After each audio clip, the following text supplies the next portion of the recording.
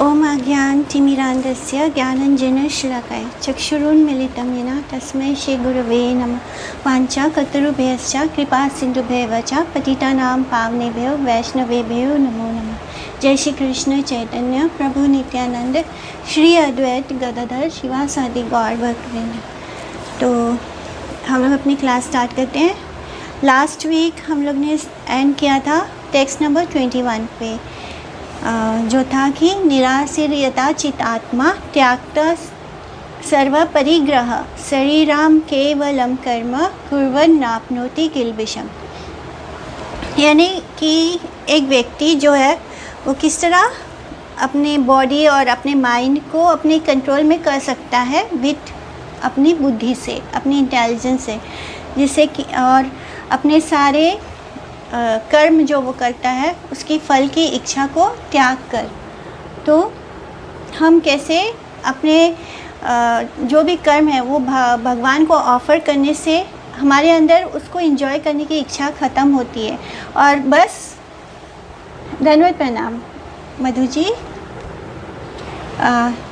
तो कैसे हम लोग सिर्फ ये शरीर और आत्मा को साथ रखने के लिए जितनी ज़रूरी होती है बस उतना ही हम लें मटेरियल लाइफ से, और बाकी सब कुछ हम उसको कृष्ण को ऑफ़र कर दें। तो किस तरह ये व्यक्ति किस तरह होता है इसके बारे में लिखा है कि निराशीर्यता चितात्मा, यानी अपनी बुद्धि से अपने बॉडी अपने माइंड को कंट्रोल में रखना और अपने मन से सारे कर्मों के फल की इच्छा को भोगने की इच्छा को त्याग देना और बस उतना ही लेना जितना कि हमें अपने शरीर को मेंटेन करने के लिए ज़रूरी है। यदृशा लाभ संतुष्टो द्वंद्वातीता विमत्सरा समासिद्धौ असिद्धौ च कृत्वापि न निबध्यते। तो जो व्यक्ति ऐसा होता है जो सिर्फ मिनिमम लेता है लाइफ में, माने जैसे शरीर को ढकने के लिए जितना ज़रूरी है उतना कपड़ा, जैसे हमारे गोस्वामी थे, तो ऐसे व्यक्ति जो अपनी जितने भी फल भोगने की इच्छा है उसको त्याग चुके हैं और बस अपने माइंड और बॉडी को कंट्रोल करते हैं, कंट्रोल में रखते हैं अपनी बुद्धि से, और जितना ज़रूरी हो मटेरियल लाइफ में बस जिससे कि हमारा शरीर और अपनी आत्मा को हम मेंटेन कर सकें। तो ऐसा व्यक्ति जो है वो हमेशा संतुष्ट रहता है और जो उसे मिल रहा है बस उसमें ही संतुष्ट है, माने वो ज़्यादा एक्स्ट्रा एफर्ट नहीं करता है कुछ पाने के लिए। और वो ऐसे व्यक्ति को कुछ पाने की इच्छा ही नहीं बचती है क्योंकि उसके मन में कुछ एंजॉय करने की इच्छा नहीं होती है, जिसके कारण वो जो अपने आप उसे मिलता है उसमें ही वो संतुष्ट रहता है। और वो उसको ना दुख से कोई फ़र्क पड़ता है ना उसे सुख से फ़र्क पड़ता है, ना उसके मन में किसी के प्रति अटैचमेंट होता है, ना उसके मन में किसी के प्रति नफ़रत होती है, हेट होता है, ना वो किसी से ऐसे। जब हमारे मन में किसी बात के लिए किसी के लिए अटैचमेंट नहीं होता तो हमें किसी से एनवी भी नहीं होती है, हमें किसी से जलन और ईर्ष्या भी नहीं होती है। और वो उसे अगर कुछ उसके साथ कुछ अच्छा भी हो तो सक्सेस मिले तो भी उसे कोई फ़र्क नहीं पड़ता, वो किसी बात में फ़ेल भी हो जाए, उसे उसका कोई चीज़ मन चाहे ढंग से ना हो उससे भी उसे फ़र्क नहीं पड़ता, वो दोनों ही परिस्थिति में इक्वल रहता है। ऐसा होने से क्या होता है कि वो जो कुछ भी करता है वो उस कर्म से बाउंड नहीं होता, वो उस कर्म से का कार्मिक रिएक्शन उसको उस कर्म का कार्मिक रिएक्शन नहीं मिलता। हम जो भी कर्म करते हैं अपने स्वार्थ के लिए, अपने सेंस ग्रेटिफिकेशन के लिए, अपने लिए, अपने परिवार के लिए या इस संसार के लिए, चाहे हम समाज सेवा ही क्यों ना करें, हमें उसका कार्मिक रिएक्शन भोगना है। मैंने चाहे अच्छा कर्म किया तो अच्छे कर्मों का फल भोगना है, बुरे कर्म किया तो बुरे कर्मों का फल भोगना है। लेकिन जो व्यक्ति इस चीज़ को त्याग कर देता है, फल की इच्छा को ही त्याग कर देता है, जो बहुत कम में ही संतुष्ट रहता है, जिसको ना जो अपने सेंसेस को अपने कंट्रोल में रख सकता है और जो जब हम फल की इच्छा त्याग देते हैं तो हम किसके लिए कर्म करते हैं? हम भगवान के लिए कर्म करते हैं। हरे कृष्ण। तो हम भगवान के लिए कर्म करने लगते हैं, और जब हम भगवान के लिए कर्म करने लगते हैं तो हमारे किसी भी कर्म का कोई रिएक्शन नहीं होता, हमें किसी भी कर्म का फल नहीं भोगना होता। तो इसे ही अकर्म कहा गया है। यानी हम कर्म तो कर रहे हैं किसके लिए? भगवान के लिए, लेकिन हम कर्म करते हुए भी कर्म नहीं बना रहे, तो उसे हम अकर्म बोलते हैं। गता संगस्य मुक्तस्य ज्ञानावस्थित चेतसा यज्ञाचारता कर्म समग्रम प्रविलीयते। कि जितना भी हमारा कर्म है, यानी अगर कोई व्यक्ति इस ट्रांसेंडेंटल नॉलेज के साथ, यानी जिसे ये पता है कि भगवान कौन है, ट्रांसेंडेंटल नॉलेज की ज्ञान की बात जब हम बोलते हैं, जब हम दिव्य ज्ञान की बात बोलते हैं या ज्ञान योगा की बात बोलते हैं, तब उसका मतलब होता है कौन सा ज्ञान? इस संसार का ज्ञान नहीं, वो ज्ञान जिससे कि हम ये समझ सकते हैं कि हमारा रिश्ता भगवान के साथ क्या है। यानी कि मैं कौन हूँ, मैं एक्चुअली में क्या हूँ, मैं कौन हूँ, और मेरा रिश्ता भगवान के साथ क्या है। जब हमें ये ज्ञान हो जाता है तो हम क्या करते हैं? हम भगवान को वर्शिप करना शुरू करते हैं और उस दिव्यता में मौज हो जाते हैं, यानी हम स्पिरिचुअलाइज हो जाते हैं। और ऐसे कंडीशन को क्या बोला जाता है? जैसे कि अगर कोई इंसान अपने लिए कर्म करता है तो उसको बोलते हैं अपूर्व। यानी वो जो भी कर्म करे, जैसे कि हम जब अपने लिए कर्म करते हैं तो उस कर्म को बोलते हैं अपूर्व, यानी उसका फल हमें भोगना ही होगा। लेकिन जो सेल्फलेस कर्म करता है, जो निष्काम कर्म योग करता है, उसको उस कर्म का रिएक्शन नहीं भोगना होता है। तो क्योंकि जो व्यक्ति भगवान के लिए कर्म करने लगता है तो ऑटोमेटिकली उसके अंदर ना तो उस फल को भोगने के लिए ना तो कोई अटैचमेंट होता है, ना उससे सक्सेस से कोई फ़र्क पड़ता है, ना वो उसे फेलियर होने से कोई उसके अंदर कोई फ़र्क नहीं होता, क्योंकि वो सम रहता है। जब हम अपने लिए कुछ करते नहीं तो हमारे मन में किसी चीज़ के प्रति अटैचमेंट नहीं होगा, और जब अटैचमेंट नहीं होगा तो हमें सक्सेस और फेलियर में, दोनों ही सिचुएशन में हम एकदम नॉर्मल रहेंगे। हमारे अंदर कोई भी उथल पुथल नहीं होगी, हमारा साइकोलॉजिकल बैलेंस बना रहेगा। फिर चाहे हमें सुख मिले, फिर चाहे हमें दुख मिले, हमें दोनों ही परिस्थिति से इंटरनली हमें कोई फ़र्क नहीं पड़ेगा। नॉर्मली क्या होता है, हमें फ़र्क पड़ता है, हमें हार और जीत, पास एंड फेल होने, दोनों ही परिस्थिति में हमें फ़र्क पड़ता है। हम लोगों के सामने ऐसे दिखाते नहीं हैं, हम बोलते हैं कि हाँ वी आर गुड, हम अच्छे हैं, कुछ फ़र्क नहीं पड़ता। लेकिन जब हम स्पिरिचुअली ट्रांसेंडेंटल प्लेटफॉर्म पर आ जाते हैं, एक्चुअली में हम सब कुछ कृष्ण के लिए करना शुरू कर देते हैं, तो इंटरनली हमें कोई फ़र्क नहीं पड़ता। हम दिखावा नहीं करते, हम दिखावा करके नहीं बोलते कि हाँ कोई बात नहीं, सब ठीक है, या ना ही हम सिर्फ ज्ञान की बातें नहीं करते। वो हमारे अंदर ऑटोमेटिकली हमें ना सक्सेस से फ़र्क पड़ता है, ना फेलियर से फ़र्क पड़ता है, ना सुख में फ़र्क पड़ता है, ना दुख में फ़र्क पड़ता है। हम हर परिस्थिति में नॉर्मल रह सकते हैं। ब्रह्म अर्पणम ब्रह्म हविर ब्रह्माग्नौ ब्रह्मणाहुतम ब्रह्मैवातेन गंतव्यम ब्रह्म कर्म समाधिना। तो अब बता रहे हैं भगवान कि परफेक्ट नॉलेज क्या है, यानी हम परफेक्ट नॉलेज कैसे पा सकते हैं, कैसे हम वो कर्म करके अपनी ड्यूटीज़ कृष्ण को, लॉर्ड विष्णु को सेटिस्फाई करने के लिए कर सकते हैं। यानी सिर्फ भगवान विष्णु को संतुष्ट करने के लिए जब हम कर्म करते हैं तो किस तरह हम एक परफेक्ट नॉलेज को एक्वायर करते हैं, यानी हम परफेक्ट ज्ञान को कैसे प्राप्त कर सकते हैं। जैसे कि कंडीशन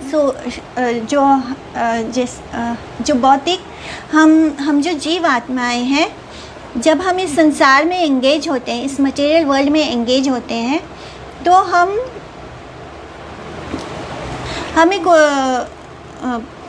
हमें कुछ ना कुछ कर्म करना ही होता है। हमें जब तक हम इस मटेरियल वर्ल्ड में है, हम अगर ये सोच रहे हैं कि हम कोई काम नहीं करेंगे तो हमारा कर्म नहीं बनेगा, तो ऐसा नहीं होता।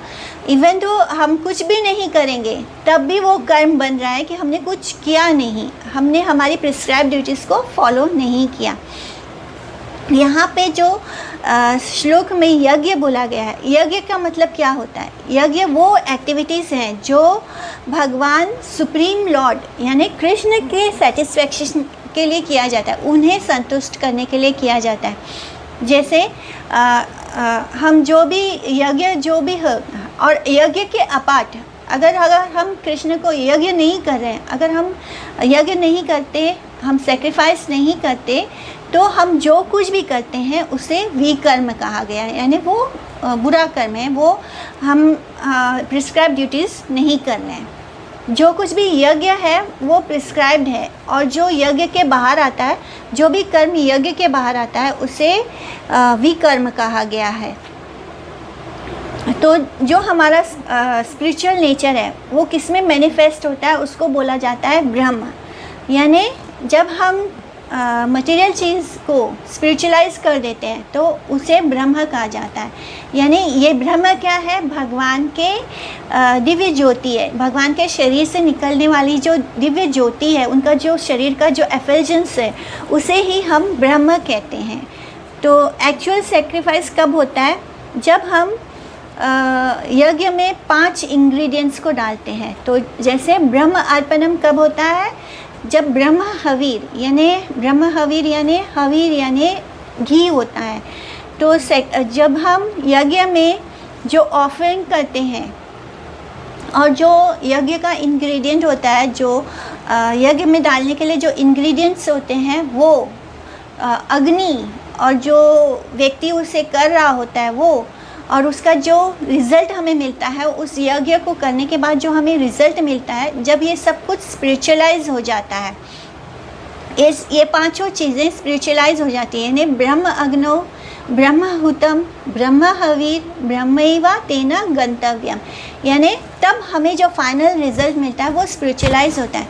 और जो व्यक्ति अपने हर एक्शन को, यानी यज्ञ करते हुए, यज्ञ का जो हवीर है, यज्ञ का जो अग्नि है, यज्ञ का जो हुतम है, यानी यज्ञ करते वक्त जो व्यक्ति उसे यज्ञ कर रहा है, उसको फायर में डालने के लिए जो इंग्रेडिएंट है, स्वयं फायर भी जो है वो, और जितने भी ऑफरिंग्स होते हैं फायर में डालने के लिए, यानी यज्ञ में डालने के लिए, और ये सब करने के बाद जो उसका रिज़ल्ट होता है, ये सब कुछ जब ब्रह्म हो जाता है, यानी ये सब कुछ जब स्पिरिचुअलाइज हो जाता है, तब एक्चुअली में हम यज्ञ करते हैं। तो ये कैसे पॉसिबल होता है? ये तब पॉसिबल होगा जब हम अपनी सारी एक्टिविटीज़ को, इसका मतलब ये हो गया कि जब हम अपने जीवन की हर एक्टिविटीज़ को कृष्ण के लिए करने लगते हैं, यानी भक्ति में, डिवोशनल सर्विस के थ्रू ही ये पॉसिबल है कि हमारा हर एक्टिविटी जो है वो स्पिरिचुअलाइज हो जाए। जब तक हम भक्ति में नहीं आते तो हम सब कुछ कृष्ण के लिए नहीं करते। जब हम भक्ति में आते हैं, जब हम कृष्ण भक्ति करते हैं, तो हमारा हर कर्म स्पिरिचुअलाइज हो जाता है, और जो कुछ भी हम उस वक्त करते हैं उसे ही यज्ञ कहा जाता है। Because we are not doing it for ourselves. जब हम उसे कृष्ण के लिए करते हैं तब वो सेक्रीफाइस हो जाता है, यानी जब वो यज्ञ हो जाता है। और ऐसा व्यक्ति जो होता है वो भगवान के धाम जाने के लिए वो भगवान के धाम जाने के लायक हो जाता है, यानी क्योंकि उसका हर कर्म जो है वो ब्रह्म हो गया, स्पिरिचुअल हो गया। दैवम एवा परे यज्ञम योगिना पर्युपासते ब्रह्म अग्नो अपरे यज्ञम यज्ञे नाय वो पाजुहति, यानी एक व्यक्ति जो यज्ञ करता है उसे हम ट्रू योगी कहते हैं, यानी वो रियल में योगी है, जो अपने हर कर्म को यज्ञ के रूप में करता है उसे हम रियल योगी कहते हैं। यानी वो जो कुछ भी परफॉर्म कर रहा है वो यज्ञ है। जैसे कि हम भक्ति में खाना बनाते हैं तो भगवान के लिए बनाते हैं, यानी हमारा हर कर्म जब कृष्ण के साथ जुड़ जाता है तब वो ऐसे व्यक्ति को ट्रू योगी कहा गया है। तो यज्ञ भी जो मेंशन है वेदास में, यज्ञ भी बहुत बहुत अनगिनत टाइप के हैं, इतने सारे हैं कि उन्हें हम काउंट नहीं कर सकते। There are many kinds of yogis, और उनके हर अलग अलग तरह के योगी हैं और उनके अलग अलग तरह के यज्ञ हैं। उन्हें काउंट करना इम्पॉसिबल है, इतने ज़्यादा हैं। यानी हर व्यक्ति का अपना तरीका है यज्ञ करने का, और ऐसे ही बहुत सारे योगी हैं और बहुत सारे योगी का अपना अपना एक यज्ञ करने का तरीका है, यज्ञ है। तो इन्हें दे आर काउंटलेस। तो जब हम उसे डिवाइड करते हैं, साइंटिफिकली डिवाइड करते हैं, तो जितने भी यज्ञ हैं वो 2 कैटेगरी में आते हैं। एक होता है कर्म यज्ञ और दूसरा होता है, यानी कर्म यज्ञ यानी फॉर्मल सेक्रीफाइस, और दूसरा होता है ज्ञान यज्ञ, जिससे हम स्पिरिचुअल कल्टीवेशन करते हैं, यानी अपने स्पिरिचुअली ज्ञान को हम बढ़ाते हैं। तो 2 तरह के अनगिनत यज्ञ हैं, अनगिनत योगी हैं, लेकिन इन सब को अगर हम 2 कैटेगरी में रखें तो वो कौन सा होगा? एक होगा कर्म यज्ञ जो कि फॉर्मल सेक्रीफाइस है, और दूसरा है ज्ञान यज्ञ जो स्पिरिचुअल कल्टीवेशन के लिए होता है। जैसे कि जो कर्म योगी होते हैं, जब वो यज्ञ करते हैं तो वो किसको प्लीज़ करने के लिए करते हैं? डेमी गॉड्स को, यानी देवी देवताओं को प्लीज़ करते हैं। और उसके रिज़ल्ट में क्या होता है? जैसे इंद्र हो, वरुण हो, वो उनको फल देते हैं। और ये इंद्र और वरुण कौन है? ये भगवान के डेलीगेटेड अथॉरिटी हैं, जो भगवान ने इनको एक एक डिपार्टमेंट दिया हुआ है जिसको वो मेंटेन करते हैं। तो जब जो कर्म योगी होता है वो क्या करता है? वो इन देवी देवताओं को प्रसन्न करके कुछ फल की इच्छा करता है। अपने फल की इच्छा को पूर्ण करने के लिए वो इन देवी देवताओं के लिए यज्ञ करता है, जिससे कि ये देवी देवता खुश होकर उनकी इच्छा को पूरी करते हैं। ग्रेजुअली ये जो कर्म योगी हैं, ये क्या होता है? ये धीरे धीरे निष्काम कर्म योगी में आ जाते हैं। यानी धीरे धीरे जब ये एक स्टेप बाय स्टेप ऊपर बढ़ने का रास्ता होता है कि जो कर्म योगी हैं वो पहले देवी देवताओं को यज्ञ करते हैं। एटलीस्ट ये लोग क्या कर रहे हैं? यज्ञ कर रहे हैं, अपनी फल की इच्छा के लिए कर रहे हैं, लेकिन ये भगवान देवी देवताओं के थ्रू भगवान की शरण में जा रहे हैं। यानी ये धीरे धीरे एक प्रोसेस है, और धीरे धीरे ये जो कर्म योगी हैं ये निष्काम कर्म योगी बनते हैं। यानी धीरे धीरे वो अपने कर्मों की फल को त्यागना शुरू करते हैं। एंड व्हेन ये परफेक्ट ग्रेजुअली धीरे धीरे जब ये अपने फल की इच्छा को त्यागना शुरू कर देते हैं, सेल्फलेस हो जाते हैं, तब ये ज्ञान योगी यानी इन्हें ज्ञान प्राप्त होता है, क्योंकि इनका हृदय शुद्ध हो जाता है। निष्काम कर्म करने से, निष्काम कर्म योग करने से हमारा हृदय शुद्ध होता है, जिससे कि हमारे अंदर ज्ञान प्रकाशित होता है।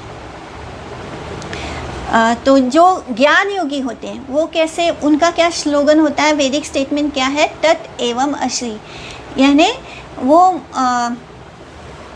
मतलब मैं ही ब्रह्म हूँ, उनका यही होता है। ज्ञान योगी को मंत्र यही है। तो वो इस मंत्र को कैसे चांट करते हैं? ओम बोलते हैं, ओम, एंड उसमें अपने त्वम को सेक्रीफाइस करके स्पिरिट सोल इंटू तत् यानी ब्राह्मण, तत् यानी ब्राह्मण होता है।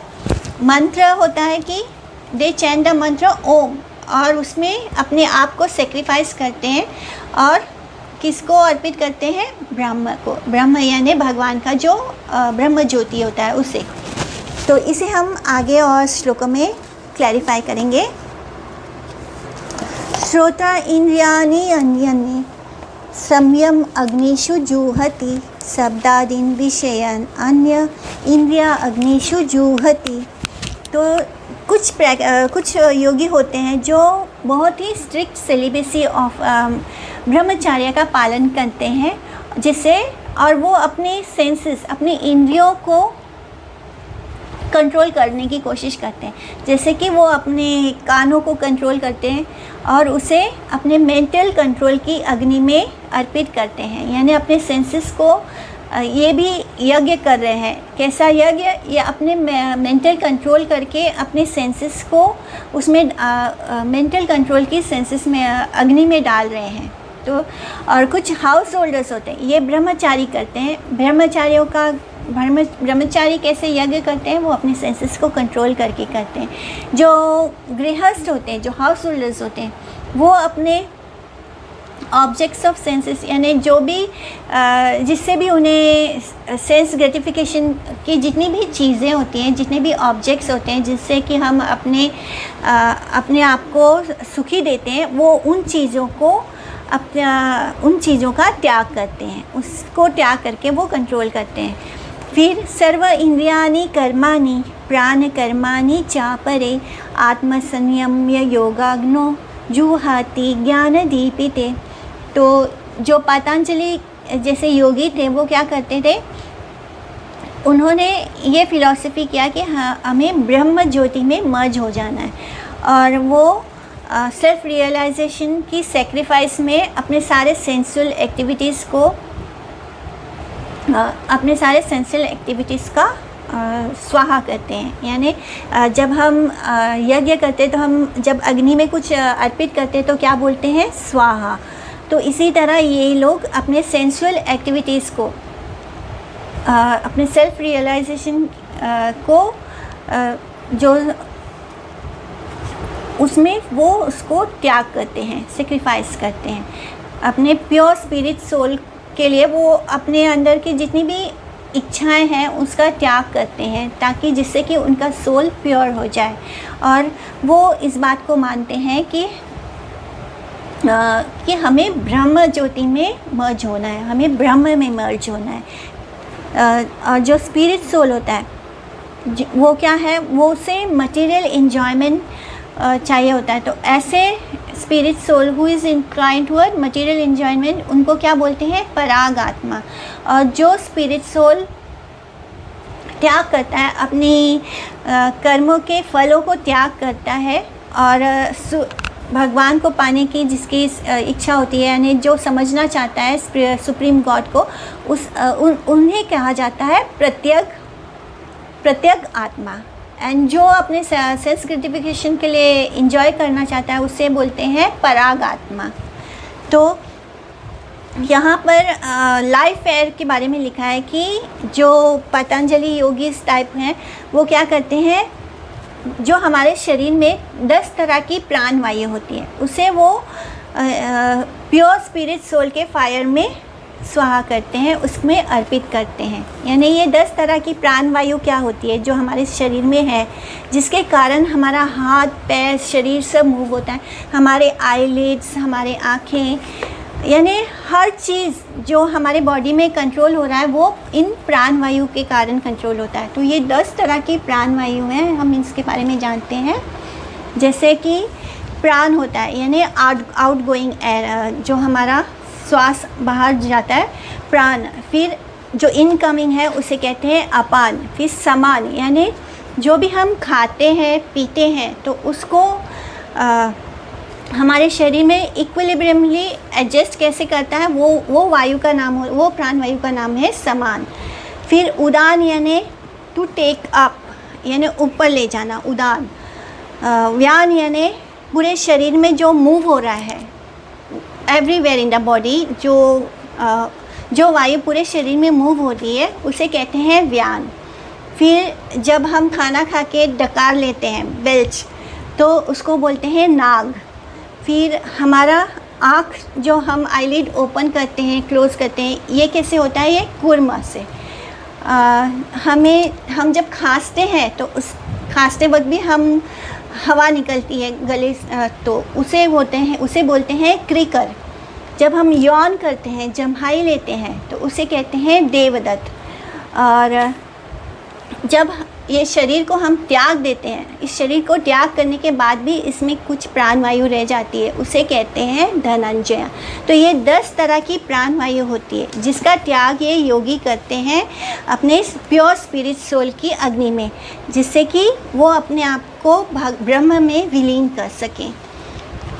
द्रव्य यज्ञास्तपो यज्ञ योग यज्ञास्तथा परे स्वाध्याय ज्ञान यज्ञाश्च यथा ह्या संस्थिता व्रता। यानी ये सेक्रीफाइसेस जो है इसको हम 4 कैटेगरी में रख सकते हैं। जो हम यज्ञ करते हैं उसे हम 4 कैटेगरी में रख सकते हैं। जैसे कि पहला है द्रव्य यज्ञ।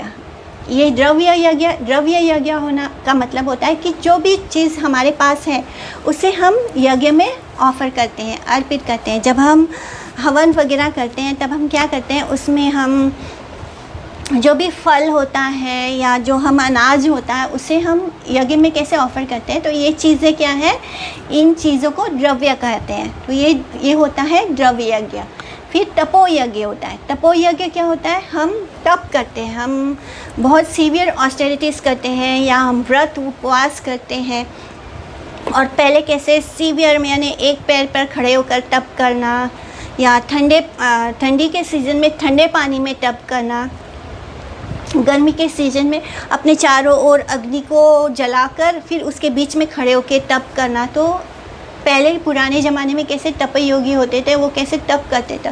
तो ये सीवियर ऑस्टेरिटीज़ है। हमें इस कलयुग में तो हम सिर्फ व्रत उपवास करके तप करते हैं, तो इसे कहते हैं तपो यज्ञ। तीसरा होता है चंद्रयान या चतुर्मास्य।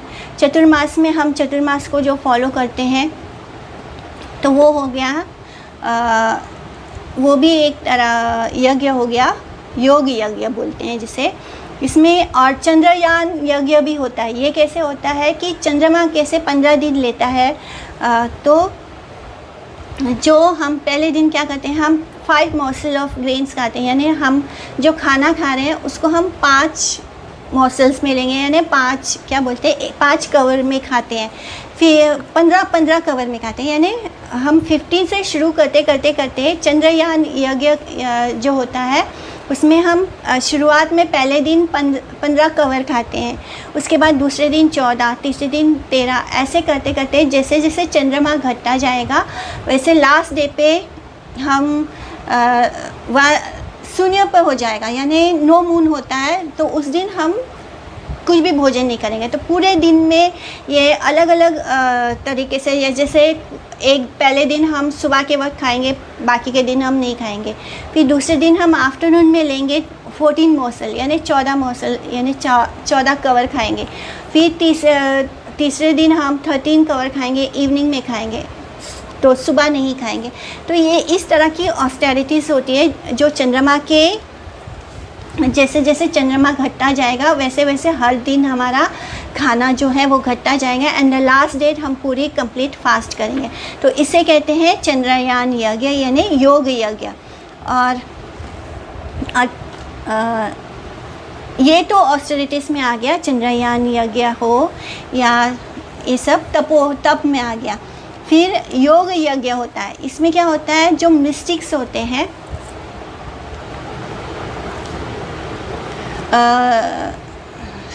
यानी वो कुछ 8 फोल्ड मिस्टिक योगा होता है जिसमें हम अनिमा यानी जो योगी होता है वो ये मिस्टिक्स यानी वो शक्तियाँ प्राप्त कर लेता है, जिससे कि वो छोटे से छोटा बन सकता है, बड़ा से बड़ा बन सकता है, वायु से भी हल्का हो सकता है, उड़ सकता है। तो ये 8 तरह के जो मिस्टिक्स होते हैं जो प्राप्त करते हैं योगी यज्ञ करके।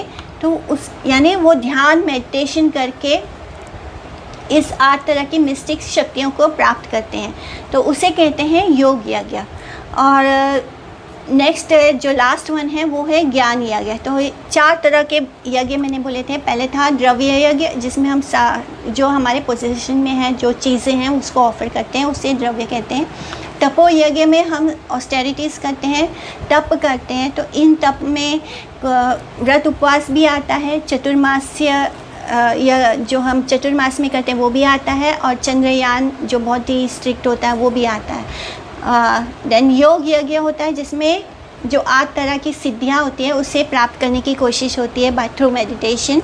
देन होता है ज्ञान यज्ञ। ज्ञान यज्ञ में हम क्या कल्टीवेट करते हैं, जो हमने चैप्टर 2 ऑफ गीता में जाना था कि जो ज्ञानी होते हैं वो ज्ञान योगा के यज्ञ में क्या करते हैं, वो मैटर और स्पिरिट को डिस्क्रिमिनेट करके समझने की कोशिश करते हैं, यानी वो ज्ञान के थ्रू इसे समझने की कोशिश करते हैं।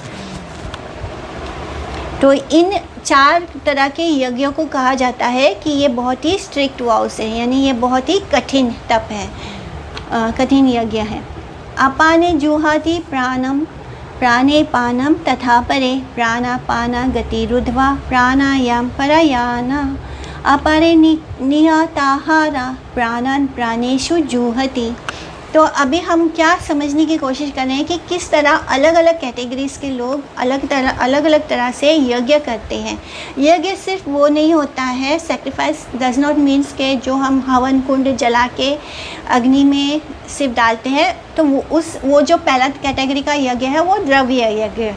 लेकिन उसके अलावा भी जब हम ऑस्टेरिटीज़ करते हैं, हम जो योगा करते हैं, ये सब भी यज्ञ होता है। नॉट नेसेसरी इसमें अग्नि बदलते जाती है। जैसे कि पतंजलि योगी के लिए अग्नि क्या है, उनका प्योर स्पिरिट सोल ही अग्नि बन जाता है। तो इसी तरह जो हाउस होल्डर्स हैं वो अपने सेंस ऑब्जेक्ट्स को भगवान को ऑफ़र कर देते हैं। तो वो जो फायर ऑफ सेंसेस है उसमें उन्होंने अपने सेंस ऑब्जेक्ट्स को अर्पित कर दिया। जो ब्रह्मचारी हैं वो अपने सेंस को कंट्रोल करके अपनी हमारे लिए सबसे जो चीज़ एंटर होता है हमारे अंदर ज्ञान का, वो होता है कान। तो सिनेमा के गाने वगैरह ये सब चीज़ों से ब्रह्मचारी दूर रहते हैं। तो वो अपने हियरिंग्स को अपने मेंटल कंट्रोल की अग्नि में ऑफ़र कर देते हैं। तो अग्नि अलग अलग तरह की होती है।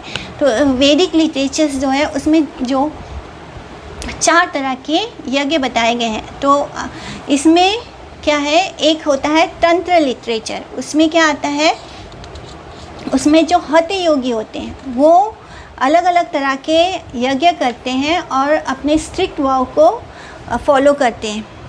यानी हठ योगी जो होते हैं वो बहुत ही स्ट्रिक्टली जो उन्होंने प्रण करते हैं उसे स्ट्रिक्टली फॉलो करते हैं।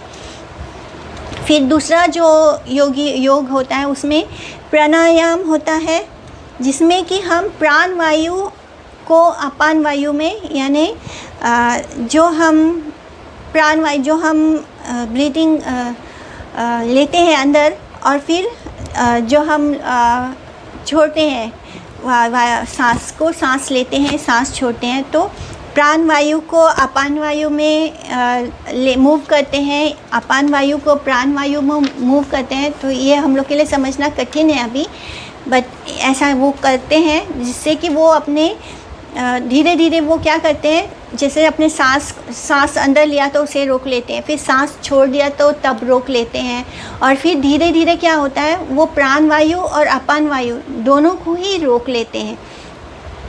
और जो योगिक एक्सरसाइज करते हैं उसको क्या कहा जाता है, कुंभका कहते हैं। तो कुछ योगी क्या करते हैं, वो अपने ईटिंग को ही, यानी वो खाना पीना ही बंद कर देते हैं।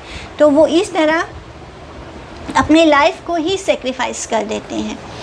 सर्वे अपि एते यज्ञ विदो यज्ञ शपीता कल्मषा यज्ञ शिष्टामृतो भुजो याति ब्रह्म सनातनम। तो ये जो ऊपर हमने अभी सब तरह के यज्ञ करने वालों को जाना, तो यहाँ पे सेक्रीफाइस का क्या मीनिंग है, and become purified of all sinful reactions. यानी जब हम ऐसे जो सेक्रीफाइस होता है उसे करने के बाद हम अपने सारे जो बुरे कर्म हैं उसके परफॉर्मेंस से, इन यज्ञ से हम क्या होता है, हमारे पाप ख़त्म होते हैं, हमारे पाप नष्ट होते हैं। और जब हम इस यज्ञ को करने के बाद जो हमारे लिए बचता है, यानी जो प्रसाद होता है, जब उसे कहते हैं अमृत, नेक्टर, और अल्टीमेटली मर्ज इनटू द ब्राह्मण। यानी ये जो योगी थे, जो प्राण वायु और ये सब जो हमने अलग अलग तरह के यज्ञ के बारे में पढ़ा, तो ये जो प्रैक्टिस करने वाले थे ये यज्ञ, वो इस यज्ञ को करके अपने पापों से मुक्त होते हैं, और फिर उस यज्ञ का जो फल उन्हें प्राप्त होता है उसे नेक्टर कहते हैं। और अल्टीमेटली वो क्या करते हैं, ब्रह्म ज्योति में समा जाते हैं, मर्ज हो जाते हैं। नायम लोको अस्ति अज्ञास्य कुतो अन्य कुरु सत्तमा। तो भगवान बोल रहे हैं कि वो बेस्ट ऑफ द कुरु, यानी कुरु डिनेस्टी में जो सबसे बेस्ट है वो कौन है, अर्जुन को बोल रहे हैं कि इस संसार में किसी भी व्यक्ति के लिए बिना सेक्रीफाइस किए, बिना यज्ञ किए जीना नामुमकिन है। और इस संसार की बात क्या, जब इस संसार में ही पॉसिबल नहीं है, इससे भी बेहतर जगह है, यानी धरती से भी बेस्ट जगह है, स्वर्ग से, धरती से भी अच्छी जगहें हैं। जब हम इस धरती पर बहुत कम सुख प्राप्त है, तब भी हमें सेक्रीफाइस करना पड़ता है, तभी हम उस सुख को भोग सकते हैं। और जब वो बिना यज्ञ के इस धरती पर ही रहना पॉसिबल नहीं है, तो किसी और प्लैनेट पर रहना भी इम्पॉसिबल है।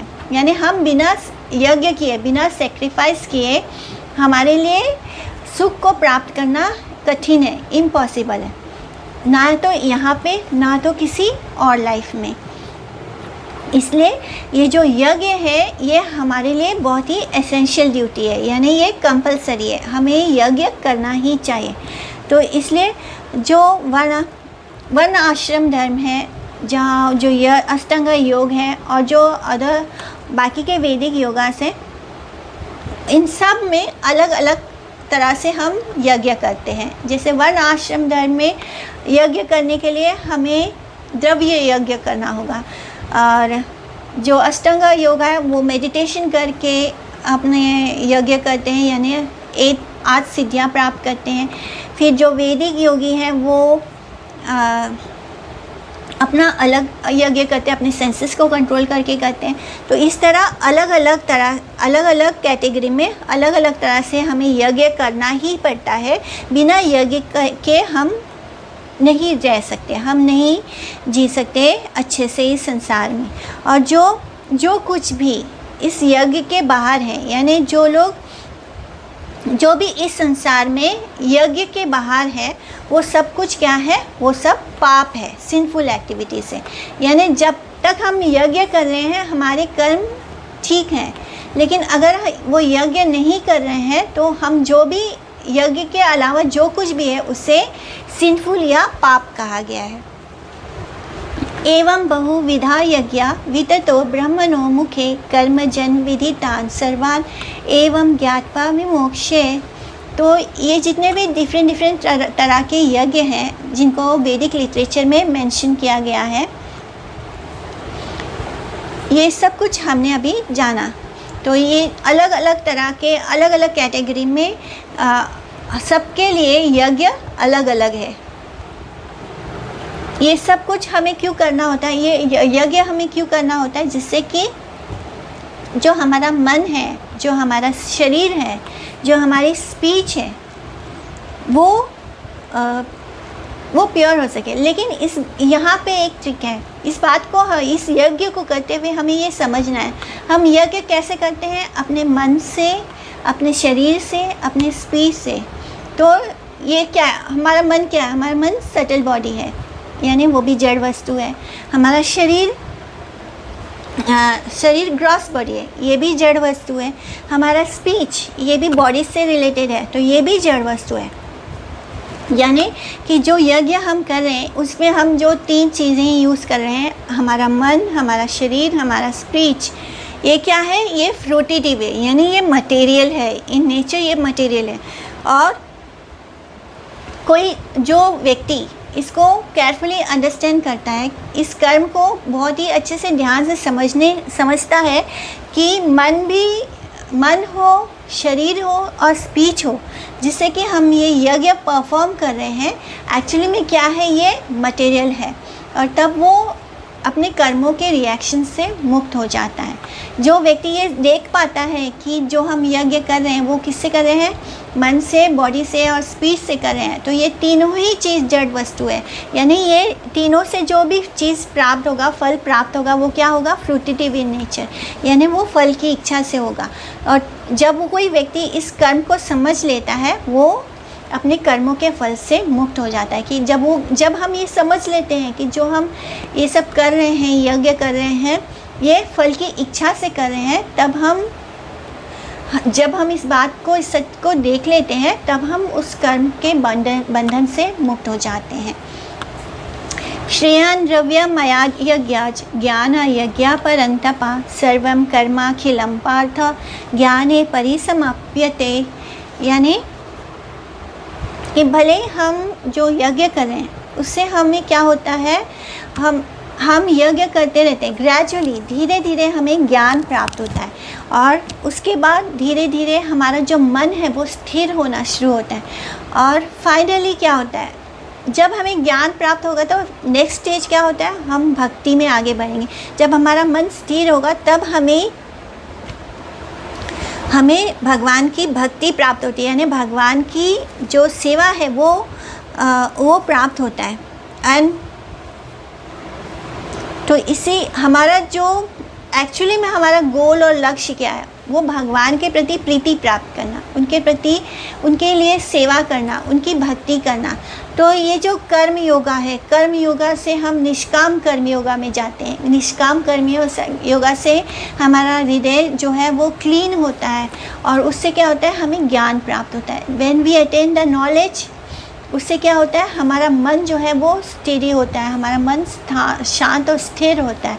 एंड फाइनली ऐसे शांत मन में ही से हम जो भक्ति योगा का जो ऑस्पिशियसनेस है, भक्ति योगा में जो शुद्धता है, जो उसे हम समझ पाते हैं कि भक्ति योगा कितना शुद्ध है, कितना शुभ है, इसे हम समझ पाते हैं। एंड फाइनली हम जान पाते हैं कि जो भी हम यज्ञ करते हैं, जो कुछ भी हमने किया, उसका एक्चुअली में गोल, उसका लक्ष्य क्या था, भगवान को प्राप्त करना। यानी हम भगवान को पहले हम मटेरियल लेवल पे से शुरू होते धीरे धीरे हम जब पूरी तरह से निर्मल हो जाता है, हमारा मन स्थिर हो जाता है, तब हम जान पाते हैं कि भगवान की भक्ति ही एक्चुअली में ये सारे यज्ञों का गोल था।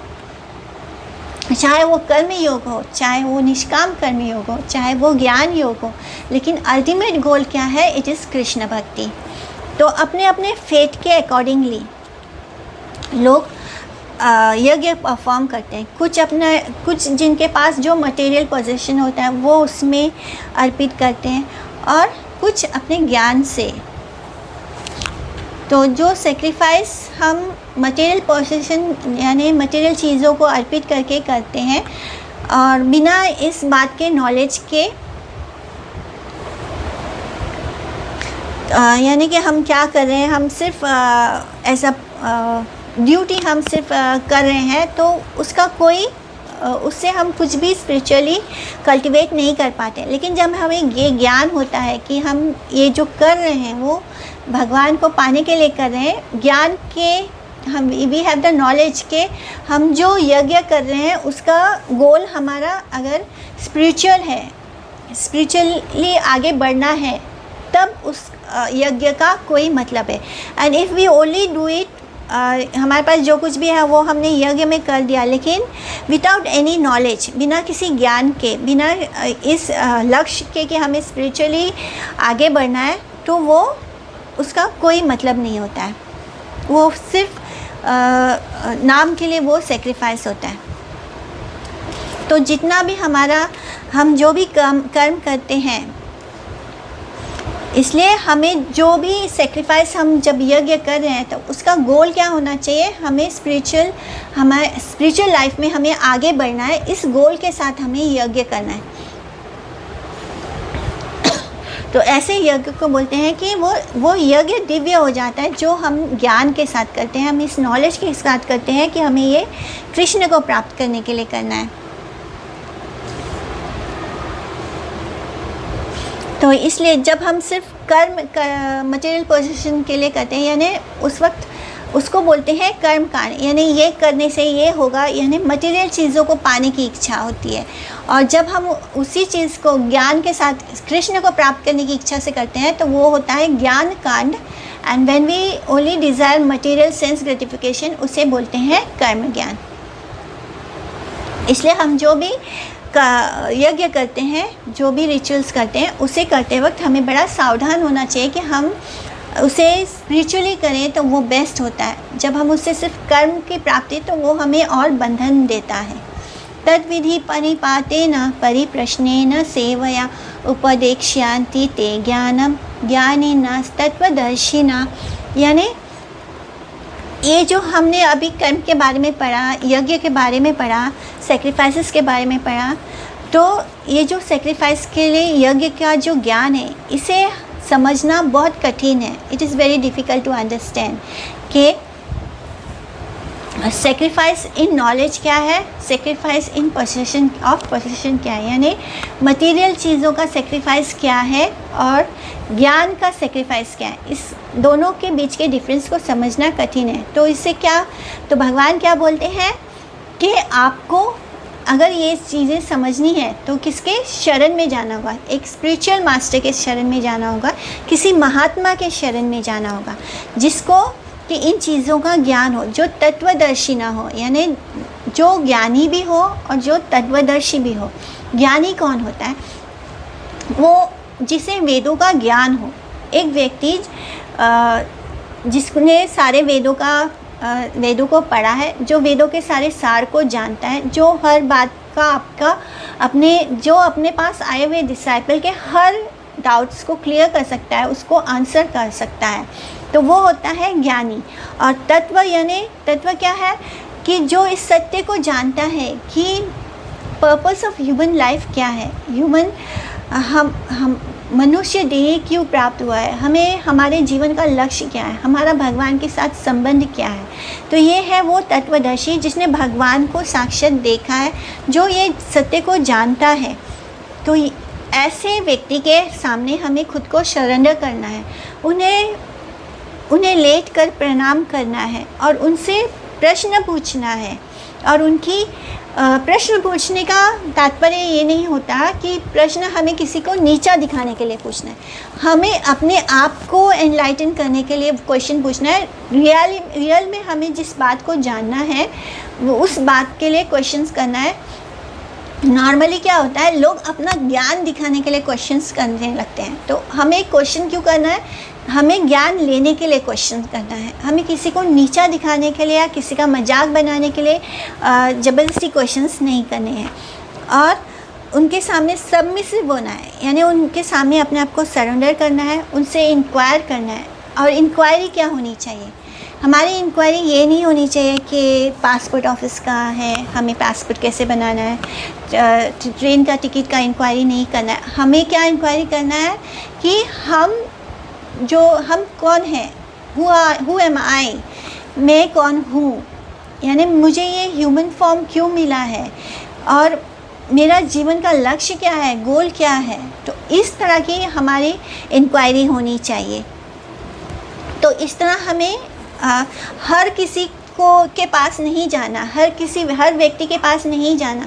जिस व्यक्ति के पास सिर्फ ज्ञान है और जिसने कभी भी भगवान को रियलाइज़ नहीं किया है या भगवान के साथ जिसका साक्षात्कार नहीं हुआ है, ऐसे व्यक्ति से भी ज्ञान लेने का कोई अर्थ नहीं, क्योंकि वो उसका ज्ञान कोरा है। ऐसा व्यक्ति हम पर कोई कृपा नहीं कर सकता। जिस पर भगवान की कृपा हो और जिसको वेदों का पूरा ज्ञान हो, वही व्यक्ति की शरणागति लेने से हमारा भला होगा। कुछ लोगों के पास ज्ञान बहुत होता है, उन्होंने सारे वेदों को पढ़ा होता है, लेकिन फिर भी एक भगवान उनके अंदर जीवन में प्रकाशित नहीं होते। जब हम भगवान की शरण में जाते हैं तब हमारा भगवान के साथ भी कनेक्शन जुड़ता है और तब हम भगवान को महसूस कर पाते हैं। जो व्यक्ति भगवान को, जो तत्वदर्शी होता है, जिसने भगवान के दर्शन किए हैं, जो जानता है कि भगवान कौन है और जिसको वेदों का भी ज्ञान है, ये दोनों ही चीज़ें होनी चाहिए। तब ऐसे व्यक्ति के सामने हमें अपने आप को सरेंडर करना है, उनसे क्वेश्चंस पूछना है। जब तक कि हम संतुष्ट ना हो जाए, हमें क्वेश्चंस भी पूछना है और तब हम उनसे उस सत्य को जान सकते हैं, उस ट्रांसेंडेंटल नॉलेज को। जब हम सबमिसिव होते हैं, जब उनको लगता है कि हाँ, हमारे अंदर एक्चुअली में सत्य को जानने की इच्छा है, हम दिखावा नहीं कर रहे, तब वो हम पर कृपा करते हैं और जिससे कि हमें वो ट्रांसेंडेंटल ज्ञान, जो दिव्य ज्ञान है, वो प्राप्त होता है। अगर हमारे गुरु को ऐसा लगता है कि हम सीरियस नहीं है, हम सिर्फ ढोंग कर रहे हैं, या तो सब लोग गुरु के पास जा रहे हैं तो हम भी गुरु के पास चले गए, ऐसा वाला यानी नहीं होना चाहिए। हमें इंटरनली अपने गुरु से सच्चे को जानने की इच्छा होनी चाहिए। तभी वो गुरु को जब लगता है कि उनका जो डिसाइपल है वो सिंसियर है, तब वो उनको ज्ञान इम्पार्ट करते हैं। यज् ज्ञात्वा न पुनर्मोहम एवं यस्यासि पांडवा येन भूतानि अशेषानि रक्ष्यासि आत्मनि अथो मयि। जैसे कि आज हम अपनी यानी भगवान अर्जुन को बोल रहे हैं कि आज तुम इल्यूजन में आके, माया में आके तुमने अपनी जो तुम्हारा क्षत्रिय धर्म था उसे त्यागने की इच्छा करी, लेकिन अगर तुम एक ऐसे स्पिरिचुअल मास्टर, एक गुरु के, एक सद्गुरु के, एक महात्मा के शरणागति लोगे तो तुम्हें उनसे वो ज्ञान प्राप्त होगा, दिव्य ज्ञान प्राप्त होगा, जिससे कि ये जो तुम्हारा माया है, जो इल्यूजन है, वो तुम्हें नहीं पकड़ सकेगी।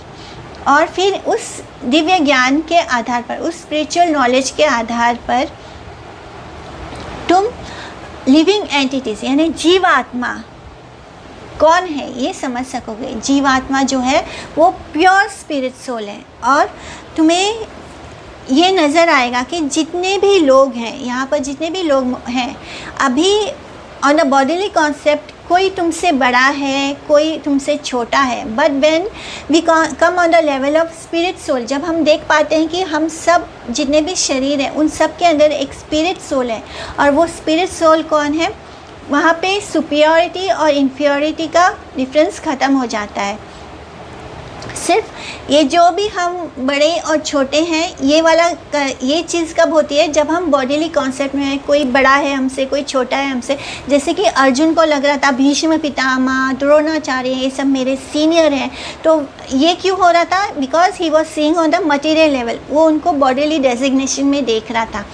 लेकिन जब उसे ये किसी गुरु के, सद्गुरु के शरणागति लेने पर उसे जब ये ज्ञान प्राप्त होगा कि हम ये शरीर नहीं, हम आत्मा है, and when we come at the level of pure spirit soul, तब वो देख पाएगा कि ये सुपीरियरिटी और इन्फीरियरिटी दोनों ही ख़त्म हो गए। ये दोनों चीज़ें मटेरियल डेजिग्नेशन थी, और उसके सामने सब कुछ इक्वल होगा। उसे ये दिखाई देगा कि सब कुछ किसके अंश है, भगवान का ही पार्ट है और भगवान का ही पार्षद है, यानी सब में कृष्ण है और सब कुछ कृष्ण में है, और सब कुछ कृष्ण का ही अंश है और सब कुछ कृष्ण को ही प्राप्त होना है। अपि चेद असि पापेभ्यः सर्वेभ्यः पापकृत्तमा सर्वं ज्ञानप्लेनेव वृजिनं संतरिष्यसि। तो इस श्लोक में क्या बोल रहे हैं कि अगर आपने बहुत ज़्यादा पाप भी किया हो, बहुत ही गंभीर पाप किया हो, लेकिन तब भी आप इस मटेरियल एग्जिस्टेंस से बाहर निकल सकते हो। बस जैसे ही आपको दिव्य ज्ञान प्राप्त होगा, उस ज्ञान के सहारे आप इस मटेरियल ओशन को, इस भव सागर को पार कर सकते हो। ये जो दिव्य ज्ञान है, इट विल बिकम, ये नाव की तरह आपको इस भव सागर से पार करा देगा, चाहे आप कितने भी बड़े पापी क्यों ना हो। जिस पल हमें ये एहसास हो जाएगा कि हम ये शरीर नहीं, हम आत्मा हैं, एंड हमारा शुरुआत यहीं से होगी, कि शुरुआत यही होगा कि हम ये शरीर नहीं, हम आत्मा है, हम कृष्ण का अंश है। हमारा एक्चुअल रिलेशनशिप किसके साथ है, कृष्ण के साथ है। तो अभी जो हमारा रिलेशनशिप है वो on the basis of attachment है, वो हमारा अटैचमेंट है। यानी जब हम बहुत डीपली इस बात पे कंटेम्पलेट करेंगे, जब हम सोचते हैं, तब हम देखते हैं अटैचमेंट क्या होता है, कि हमें किसी से कुछ हेल्प चाहिए हो तो हम उसके साथ अटैच हो जाते हैं कि उससे हमें फ़ायदा हो रहा है। यानी इवन अपने फैमिली मेम्बर्स के साथ की, क्योंकि वो हमारा ध्यान रख रहे हैं, वो हमें कंफर्ट दे रहे हैं, हमारी सारी इच्छाओं को पूरा कर रहे हैं, तो वी गेट अटैच। यहाँ पे प्रेम की भावना नहीं होती है, यहाँ पे अटैचमेंट होता है। एंड जो प्रेम होता है वो डिफरेंट होता है। प्रेम कैसा होता है, प्रेम ये नहीं सोचता कि मुझे कोई कुछ दे या मेरे कंफर्ट का ध्यान रखे, मेरा ध्यान रखे, मुझे कंफर्टेबल फील कराए या मुझे अच्छा महसूस कराए। प्रेम कैसा होता है कि प्रेम में व्यक्ति दूसरे को खुश देखना चाहता है, उसकी खुशी उसके लिए मायने रखती है, वो अपनी खुशी के लिए नहीं। जब हम अपनी खुशी देखते हैं दूसरों से तो हम उनसे अटैच होते हैं, जब हम दूसरे को खुश देना चाहते हैं तब हम उनसे प्रेम करते हैं। तो प्रेम में हम देने की इच्छा करते हैं, सर्विस की इच्छा करते हैं, एंड अटैचमेंट में हम लेने की इच्छा करते हैं। तो नॉर्मली जो हमारा रिश्ता होता है वो अटैचमेंट होता है। जब तक कि कोई हमारी सारी इच्छाओं को पूरा कर रहा है, हमारे लिए सब कुछ अच्छा कर रहा है, हमारा उस व्यक्ति के साथ संबंध होता है। जैसे ही वो चीज़ में कुछ कमी आ जाती है, रिश्ता ख़त्म हो जाता है। हमारा कितना भी पुराना फ्रेंड क्यों ना हो, हमारा फ्रेंडशिप ख़त्म हो जाएगा।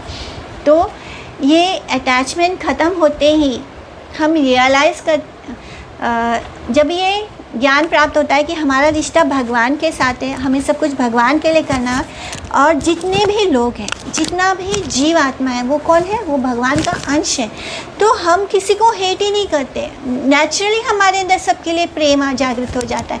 हमें ऐसा लगता है कि सब कुछ कृष्ण, जब हम कृष्ण को प्रेम करते हैं, हम उनके बनाए हुए हर क्रिएशन को प्रेम करते हैं। यानी हमें अलग से किसी को प्रेम करने की ज़रूरत नहीं है। हमें अलग से अपने परिवार के सदस्य को या अलग से हमारी सोसाइटी को, किसी को हमें अलग से कुछ नहीं करना।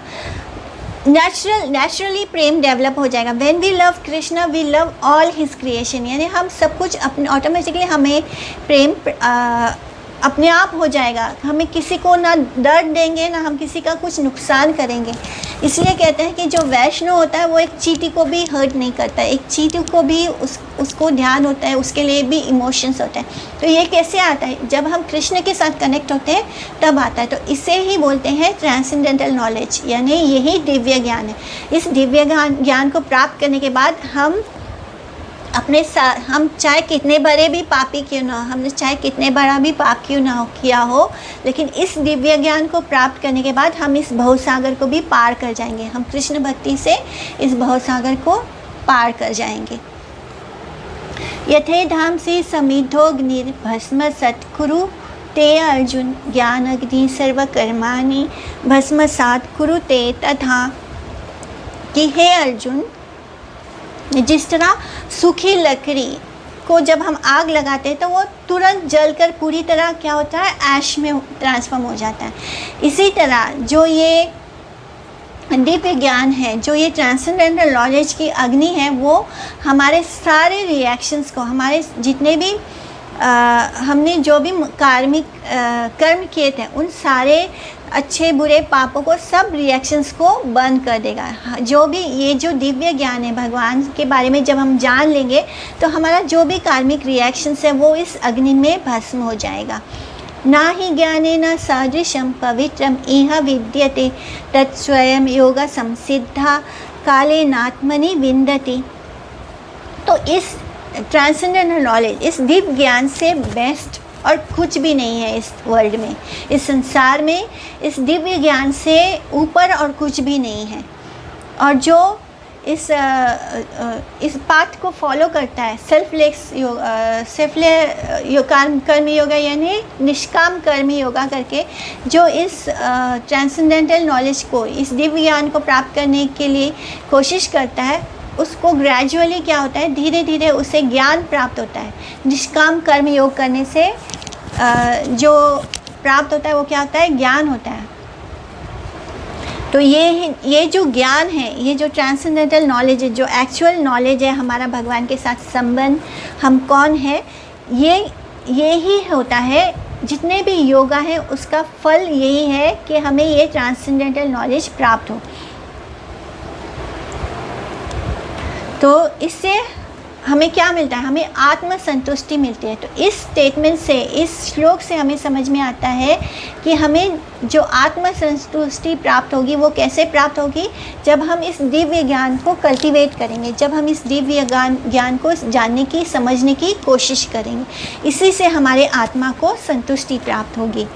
श्रद्धावान् लभते ज्ञानम तत्परा संयते इंद्रिया ज्ञानम लब्ध्वा परम शांतिम अचिरेना अधिगच्छति।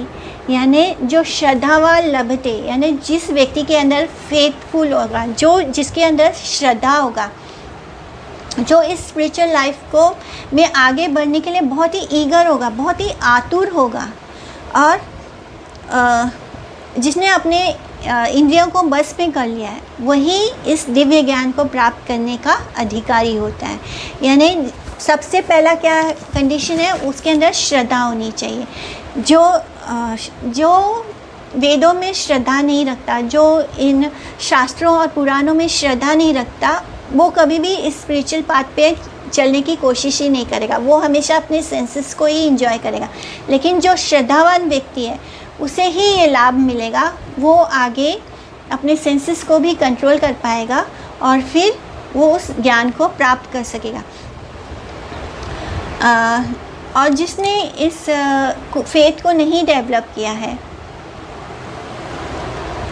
यानी जिसे निष्काम कर्म योग में कोई फेथ नहीं है, जिसको लगता है कि नहीं इस कर्म को करके क्या पता मुझे मेरा मतलब क्या फ़ायदा, निष्काम कर्म योग करने का क्या फ़ायदा, जिसके अंदर इस निष्काम कर्म योग के प्रति कोई फेथ नहीं है, ऐसा व्यक्ति कभी भी इस दिव्य ज्ञान को नहीं प्राप्त कर सकता। तो जिसने इस दिव्य ज्ञान को प्राप्त किया है, जो इस ट्रांसेंडेंटल नॉलेज को प्राप्त करता है, यानी जो इस ज्ञान योगा में होता है, वो बहुत जल्दी अपनी यानी उसकी आत्मा को बहुत जल्दी सेटिस्फेक्शन मिलेगा, यानी उसको शांति प्राप्त होगी। हमें पीस कैसे प्राप्त होगा? जब हम इस ज्ञान को समझ पाएंगे कि हम कौन हैं और हमारा भगवान के साथ क्या रिश्ता है। जब हम ये जान लेंगे तभी हमें अंदर से सुकून या शांति प्राप्त होगी। तो ये भगवान हमें क्या दे रहे हैं? पीस फार्मूला दे रहे हैं, बता रहे हैं कि हमें एक्चुअली में शांति कैसे प्राप्त होगी। अज्ञाश्च श्रद्धानाश्च संशय आत्मा विनश्यति, नायम लोको अस्ति ना परो ना सुखम संशय आत्मना।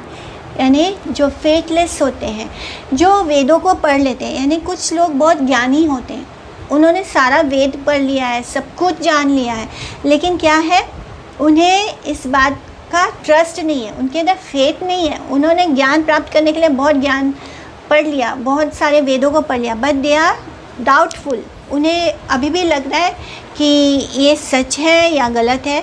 तो ऐसे जो फेथलेस व्यक्ति होते हैं, जो हमेशा डाउट करते हैं इन स्क्रिप्चर्स को, वो कभी भी इस ज्ञान को नहीं प्राप्त कर सकते हैं। यानी वो ना तो इस संसार में सुखी रहेंगे, ना तो इस देह को त्याग करने के बाद कहीं भी जाएंगे तो वहाँ भी सुखी नहीं रहेंगे, ना तो इस जीवन में वो सुखी रहेंगे, ना तो अगले जीवन में, क्योंकि उनके अंदर ट्रस्ट ही नहीं है, उनके अंदर फेथ ही नहीं है। इस ऐसे लोगों से अच्छे वो लोग होते हैं जो फेथलेस होते हैं। यानी जैसे दो तरह के, एक तो फेथलेस हैं और यानी उनका फेथ नहीं, लेकिन कहीं ना कहीं जीवन में कहीं ना कहीं जाके उनका फेथ बन सकता है।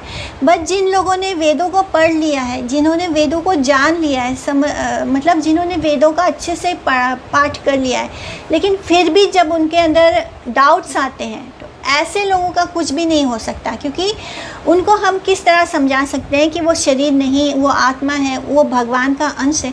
ऐसे लोगों को समझाना बहुत कठिन है। तो ऐसे लोग लाइफ आफ्टर लाइफ, ऐसे डाउटफुल सोल्स जो होते हैं, जो बहुत शंका करते हैं, ऐसे लोगों को संशय आत्मा बोला जाता है।